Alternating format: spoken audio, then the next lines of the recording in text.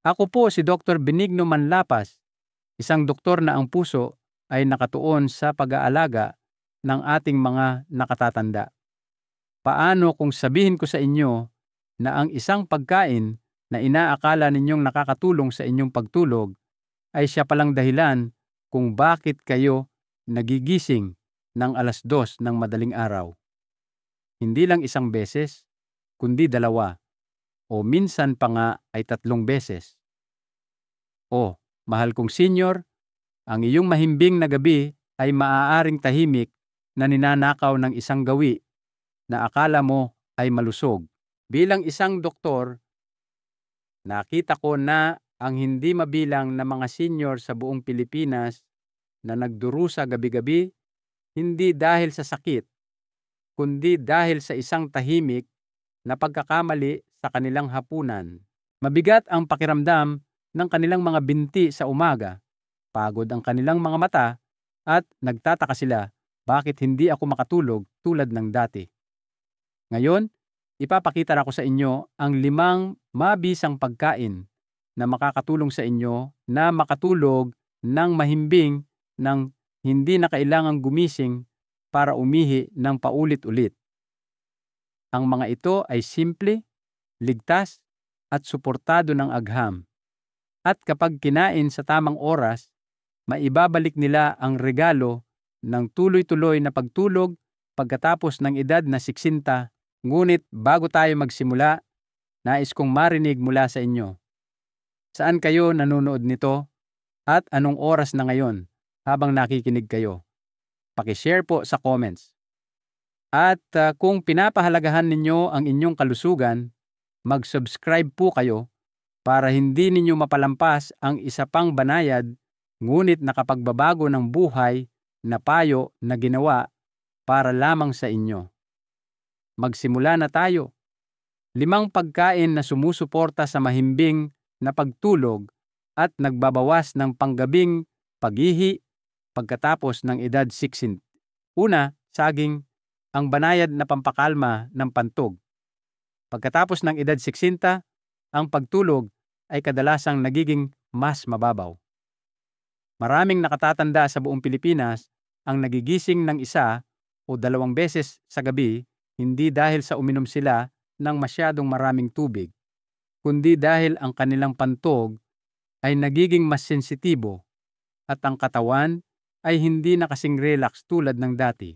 Ang maliit na abalang ito ay maaaring mukhang hindi gaanong mahalaga.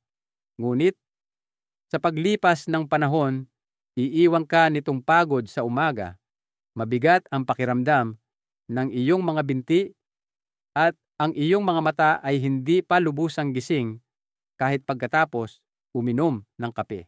Ngunit paano kung sabihin ko sa inyo na ang isang simpleng prutas, ang saging, ay maaaring suportahan ang iyong pantog at dahan-dahang tulungan ang iyong katawan na mag-relax bago matulog? Ang saging ay likas na mayaman sa magnesium at potassium, 2 mineral na tumutulong sa pagpapakalma ng mga kalamnan ng pantog at sistema ng panunaw. Nangangahulugan ito na ang iyong pantog ay hindi basta-basta kikipot at ang iyong mga ugat ay hindi magpapadala ng maling senyales ng pagkaapurang umihi sa iyong utak sa hating gabi. Sinusuportahan din ng magnesium ang mas malalim na pagtulog sa pamamagitan ng pagre-relax ng nervous system at tinutulungan ng potassium na balansehin ang presyon ng dugo na mahalaga para sa mga senior sa gabi. Ang susi, mahal kong senior, ay hindi lamang ang pagkain ng saging, kundi ang pagkain nito sa tamang oras. Kumain ng isang hinog na saging bandang 7:00 ng gabi, mga 1 oras pagkatapos ng iyong hapunan. Siguraduhin ito ay nasa room temperature, hindi malamig mula sa ref.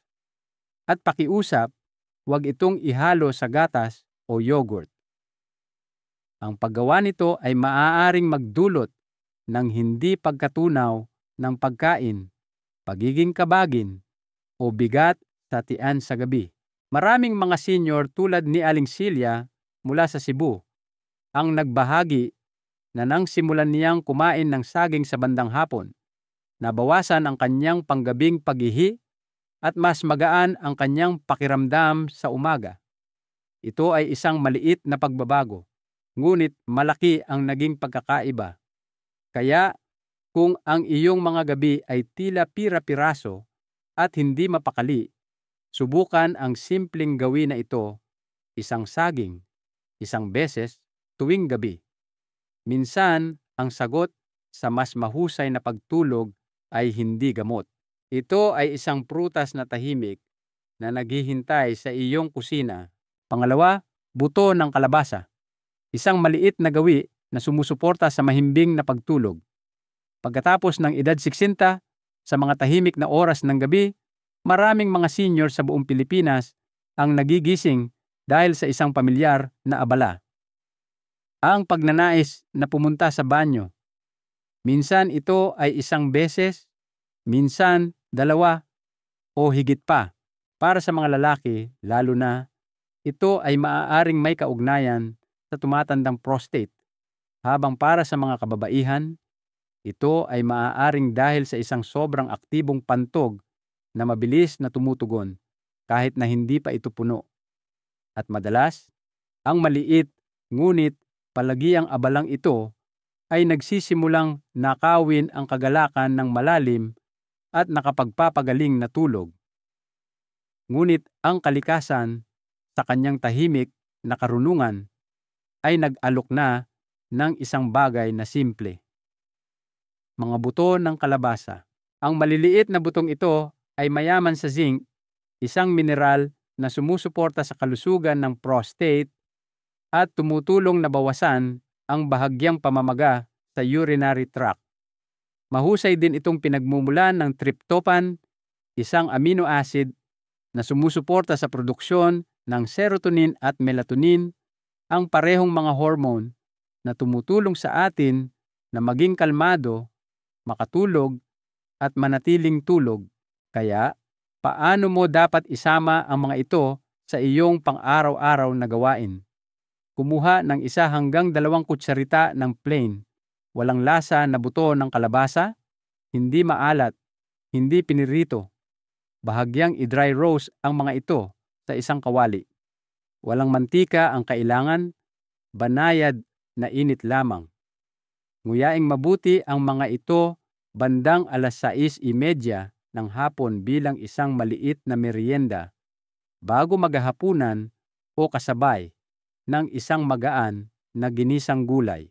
Iwasang kainin ang mga ito nang masyadong gabi na o may kasamang tsaa o kape. Ang mga inuming iyon ay maaaring makabawas sa absorpsyon. Maraming mga senyor tulad ni Mang Ramon mula sa Davao ang nagbahagi na pagkatapos ng 2 linggo ng simpleng pagbabagong ito, nagsimula siyang gumising ng 1 beses na lang sa gabi, minsan ay hindi na talaga. Sabi niya, akala ko ang pantog ko ang problema. Iyon pala, kailangan ko lang ng mas mahusay na suporta. Mahal kong senior, hindi magagamot ng buto ng kalabasa ang lahat, ngunit makakatulong ito sa iyong katawan na magpahinga ng mas maayos.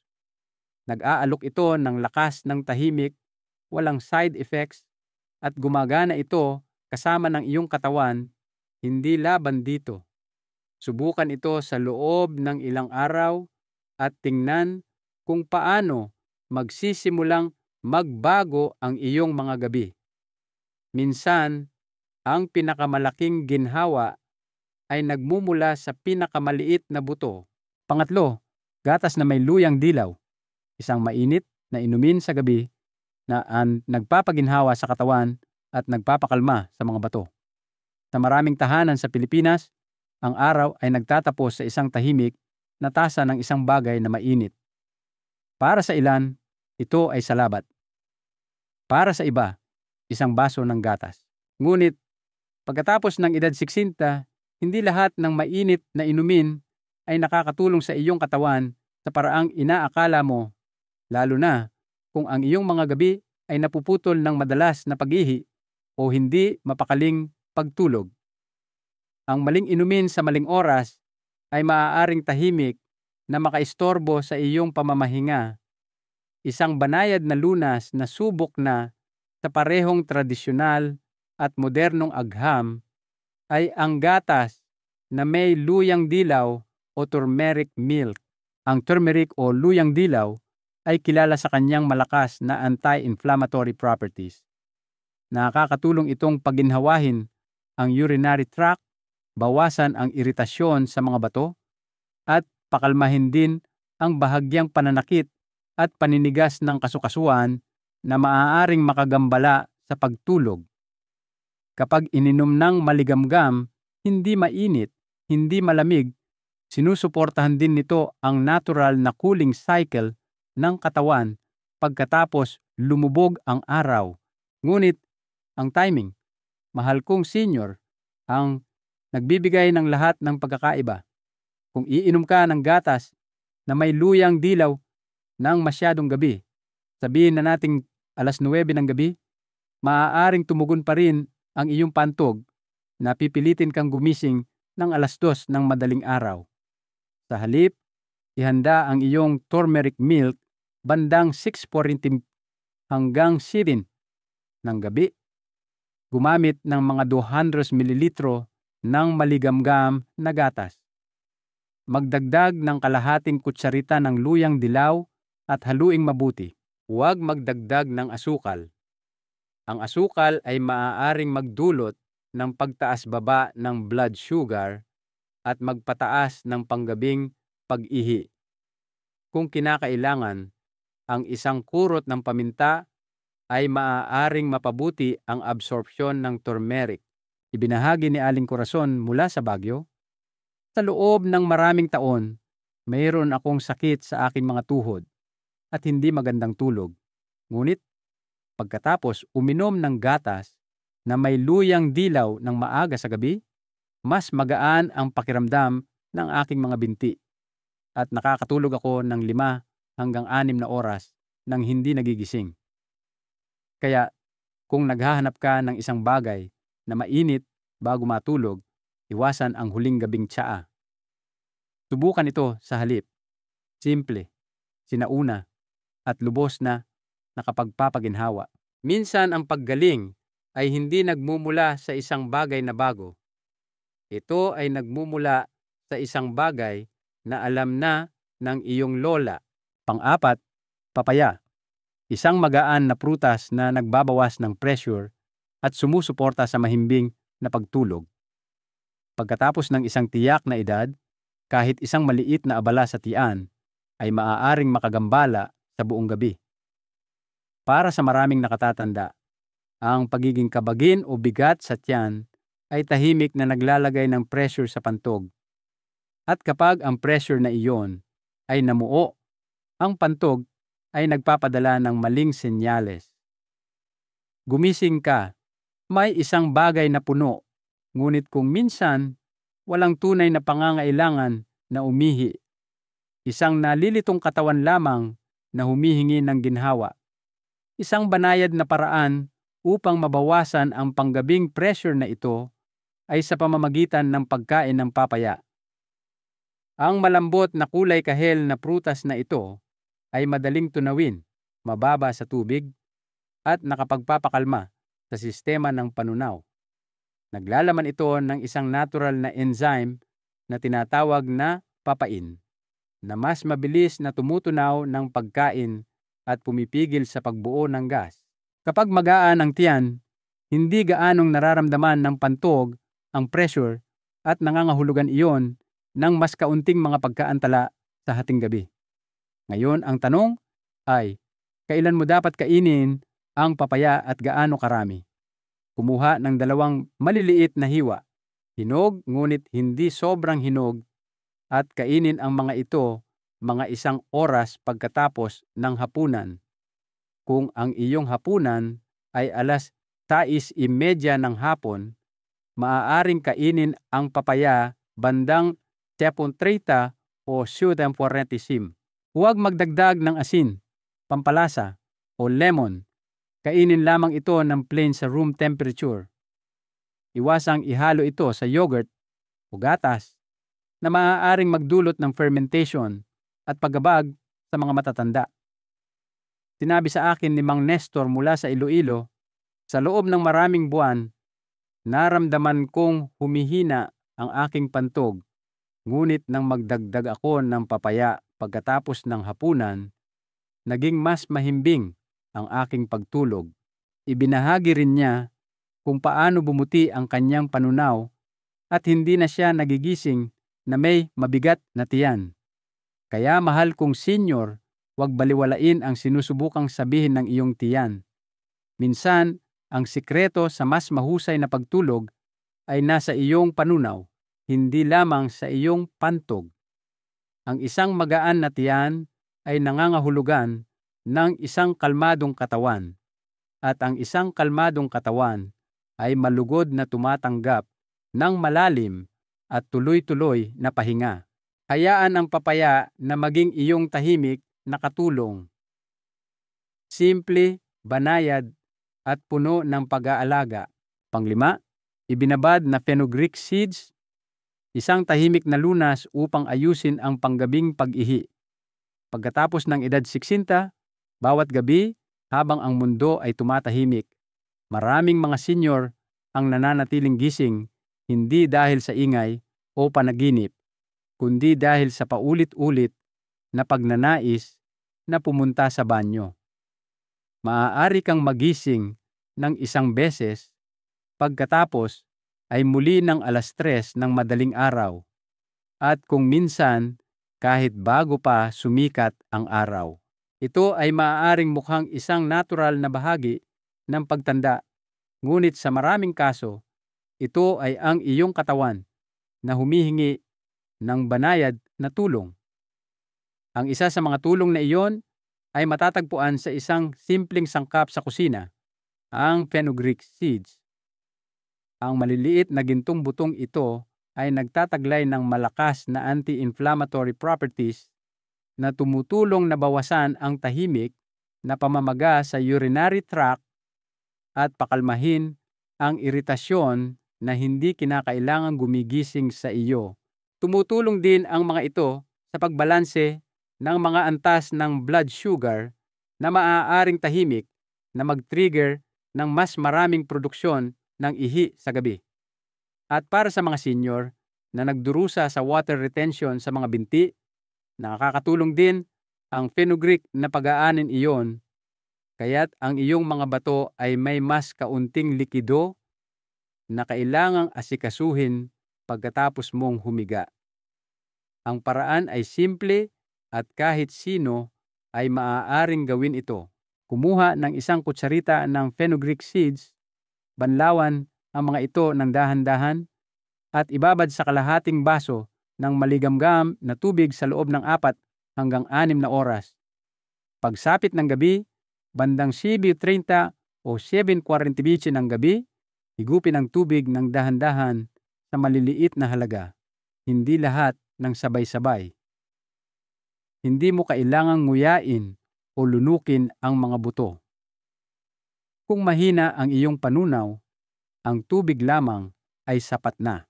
Iwasang inumin ito ng masyadong malapit sa oras ng pagtulog at huwag ihalo sa malamig na inumin o gatas.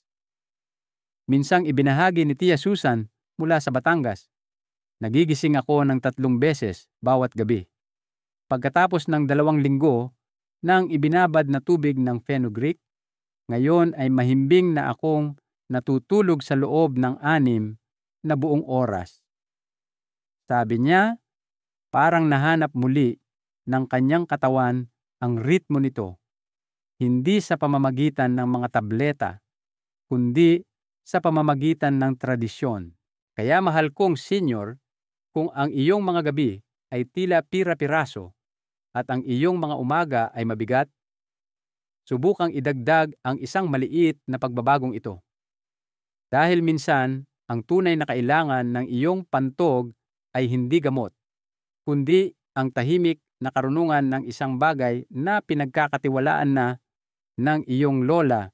5 karaniwang gawi sa gabi na maaaring nagnanakaw ng iyong tulog nang hindi mo namamalayan. Una, pakwan at orange juice.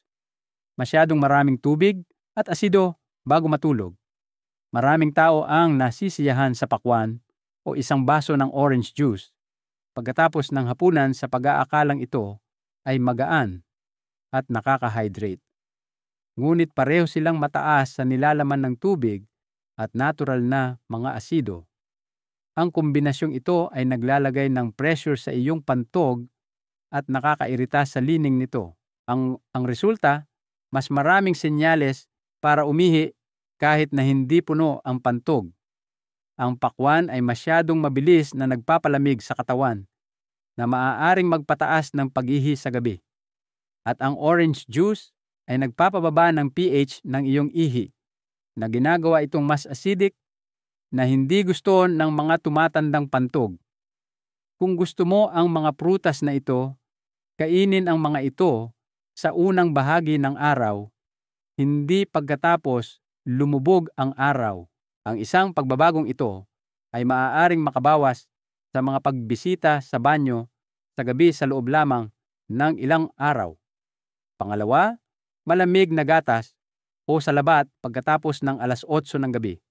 Mukhang nakapapawi, ngunit nagsisilbing diuretic. Maraming mga senior ang nakakaramdam na ang isang baso ng malamig na gatas o isang tasa ng salabat sa gabi ay nakakatulong sa panunaw o pananakit ng kasukasuan. At oo, mabuti ang luya para sa katawan, ngunit hindi kapag huli na itong ininom. Parehong nagpapataas ng init sa katawan ang mga inuming ito na maaaring mag-trigger sa mga bato. Nagsisilbi rin silang banayad na diuretics, lalo na kapag ang katawan ay naghahanda na para sa pahinga. Sa halip na pakalmahin ka, maaari nilang gisingin ang iyong sistema at ang iyong pantog. Subukang lumipat sa gatas na may luyang dilaw bago mag-7:00 ng gabi o iwasan ng tuluyan ang mga likido pagkatapos lumubog ang araw kung sensitibo ang iyong pantog. Pangatlo, atsara, sabaw na maasim at maaalat na pagkain. Mga tahimik na trigger na nagpapataas ng uhaw. Kahit isang maliit na serving ng atsara o isang mangkok ng malabnaw na sabaw na maasim ay tila nakagiginhawa sa hapunan.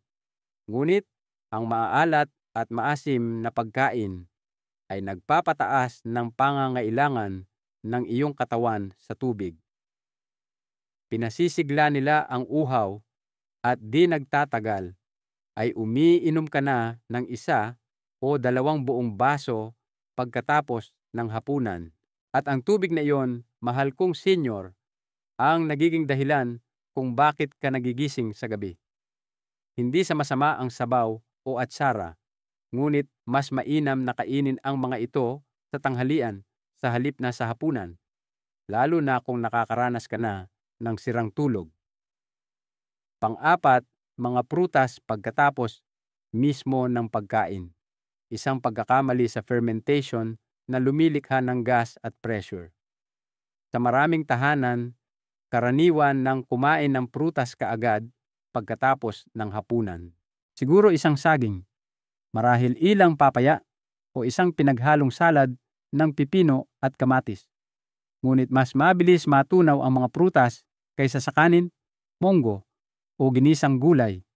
Kaya kapag pinaghalo mo sila, nagfe-ferment sila sa loob ng tiyan. Ito ay humahantong sa gas, pagkabag at pressure na tahimik na tumutulak sa pantog. Kahit na kumain ka ng isang maliit na hapunan, ang maling timing ng pagkain na ito ay maaaring magdulot ng abala sa hating gabi. Kung gusto mo ng prutas, kainin ito kahit 1 oras pagkatapos ng iyong pagkain o mas maaga sa gabi. Panglima, pag-inom ng tubig para sigurado bago matulog. Isang gawi na nagba-backfire. Isa sa pinakakaraniwang gawi sa mga senior ay ang pag-inom ng tubig para sigurado bago matulog. Iniisip mo, iinom na ako ngayon para hindi ako mauhaw mamaya. Ngunit ito ay talagang nagsasanay sa iyong pantog na tumugon ng mas mabilis kahit na hindi pa ito puno. Ang mga nerbiyos ay nagsisimulang magpadala ng mga senyales kahit na kaunting ihi pa lamang ang naroroon. Sa paglipas ng panahon, ito ay nagiging isang pattern at ang iyong pagtulog ay nagdurusa gabi-gabi. Sa halip, magtiwala sa iyong katawan. Uminom ng mas maraming tubig sa umaga at hapon at bawasan ito pagkatapos ng 5:00 ng hapon. Sa gabi, humigop lamang ng tubig kung talagang nauuhaw, hindi dahil sa nakagawian. Pagkatapos ng edad na 60, maraming mga senior ang nagsisimulang mapansin ang isang bagay na nagbabago sa kanilang pagtulog. Kahit na pagkatapos ng isang kalmadong gabi at isang maagang pagtulog, natatagpuan nila ang kanilang sarili na nagigising ng 2:00 ng madaling araw. Pagkatapos ay muli ng 4:00, minsan kahit bago pa sumikat ang araw, hindi dahil sa ingay o panaginip, kundi dahil lamang sa sinasabi ng pantog. Ngunit ang totoo, hindi ito laging kasalanan ng pantog. Hayaan ninyo akong ipaliwanag ng malumanay at malinaw. Sa loob ng iyong katawan, mayroong isang napaka-espesyal na hormone na tinatawag na vasopressin. Ang trabaho nito ay simple, senyasaan ang mga bato sa gabi, dahan-dahan lang, hayaan ninyong matulog ng mahimbing ang taong ito, huwag gumawa ng masyadong maraming ihi.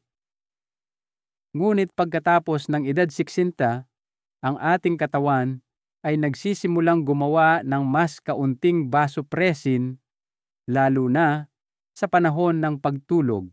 Ano ang ibig sabihin niyan? Nangangahulugan ito na ang iyong mga bato ay patuloy na nagtatrabaho sa buong gabi, sinasala ang tubig at lumilikha ng ihi kahit na gusto ng iyong katawan na magpahinga. Kaya ang pantog ay mas mabilis na napupuno at iyon ang gumigising sa iyo ng paulit-ulit. Ngunit ito ay bahagi lamang ng kwento. Habang tayo ay tumatanda, ang pantog mismo ay nagiging mas sensitibo.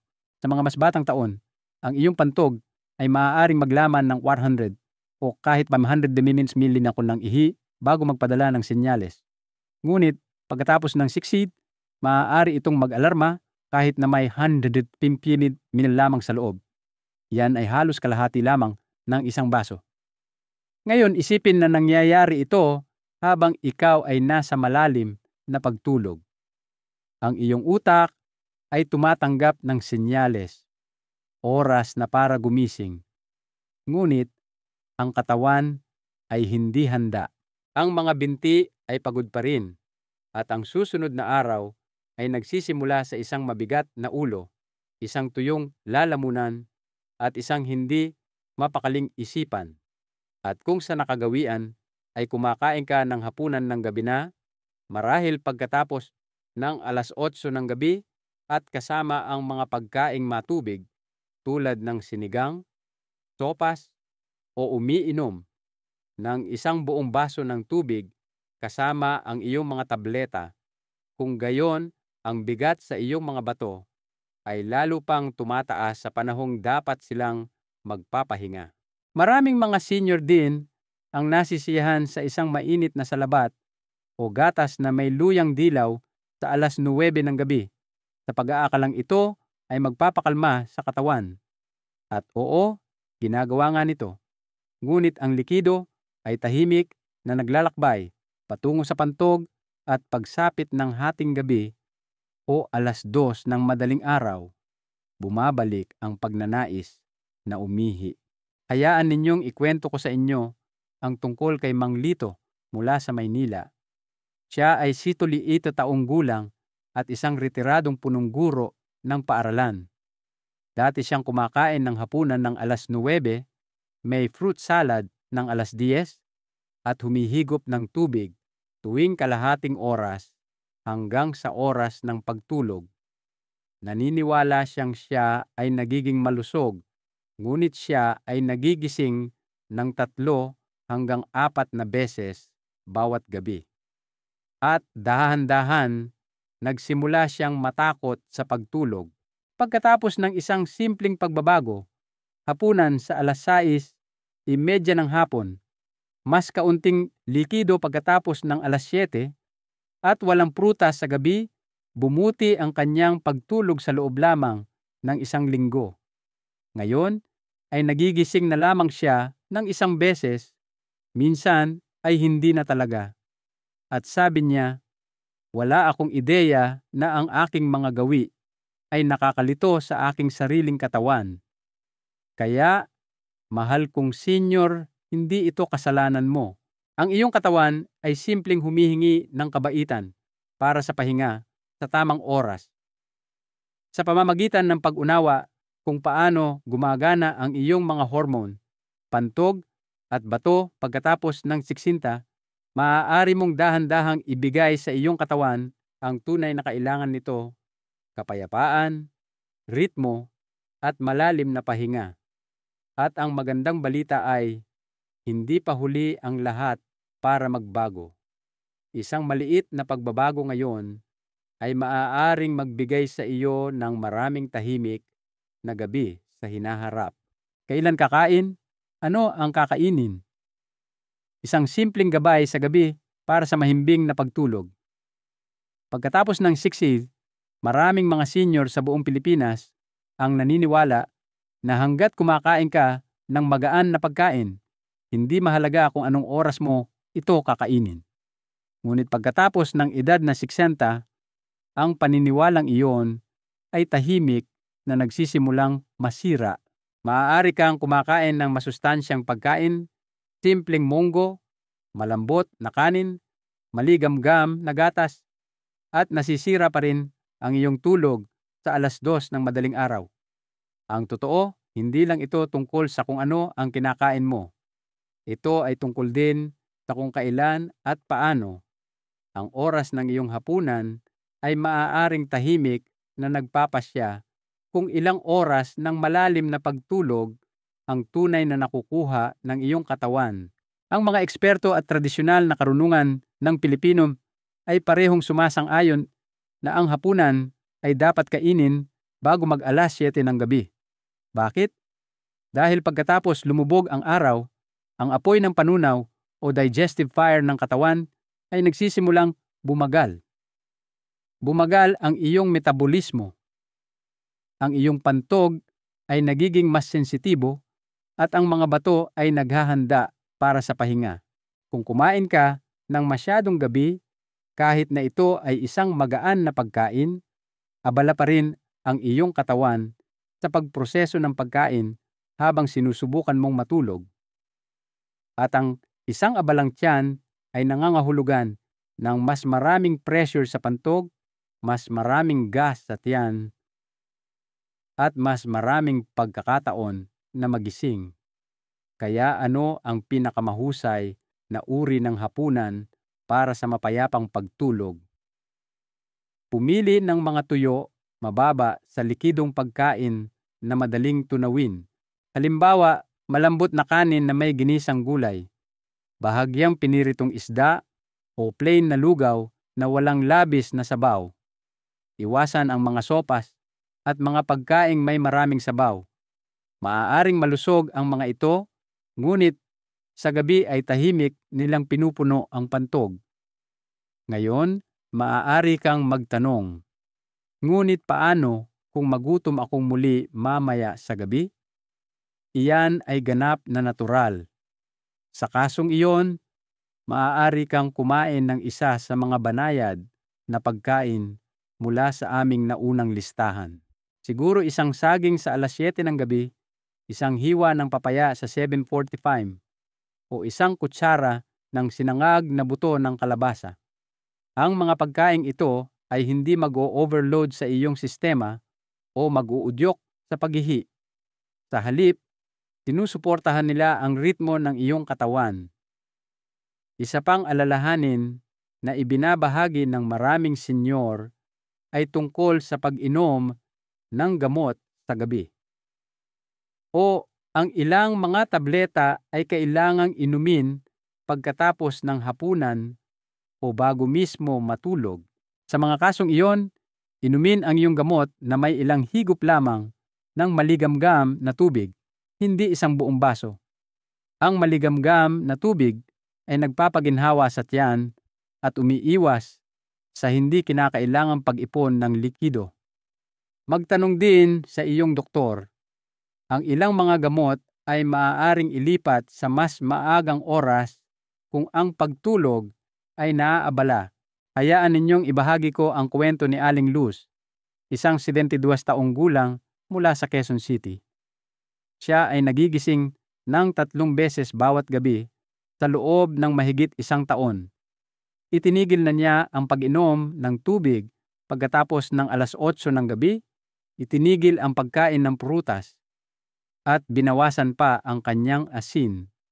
Gayunpaman, nanatiling hindi mapakali ang kanyang mga gabi at ang kanyang mga umaga ay mabigat at malabo ang pakiramdam. Pagkatapos, sa isang konsultasyon, natuklasan namin ang isang bagay na simple.